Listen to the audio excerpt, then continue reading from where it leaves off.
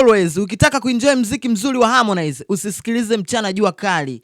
Sikiliza kuanzia mida fulani ya jioni hivi 12 mpaka midnight, utaenjoy big time. Sasa mimi nimetoka zangu kunywa kahawa huko, nikasema ngoja nikae sasa nianze kusikiliza mziki mzuri wa Bongo Flava.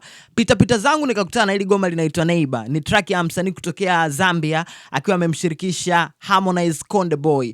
Kitu pekee ambacho nataka nikwambie na kusanua hichi inabidi ukiweke kwenye akili yako.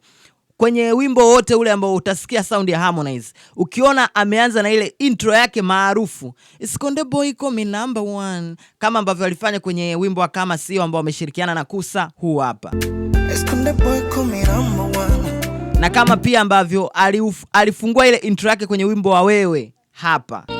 It's Konde Boy call me number one. Sasa ukisikia sound yote Harmonize ameanza na hii intro, bana ni kamzozo. Unajua Harmonize ana intro nyingi sana. Ukiona amekohoa ujue ile goma ni la kubang, kupari, lakini kwenye nyimbo fulani za taratibu za mapenzi, ukisikia tu ameanza na Konde Boy call me number one. Sasa mimi kipindi naanza kusikiliza hii ngoma, kwenye nilipopeleka kwenye verse ya Harmonize, nikakutana na hichi intro chake maarufu. Konde Boy call me number one.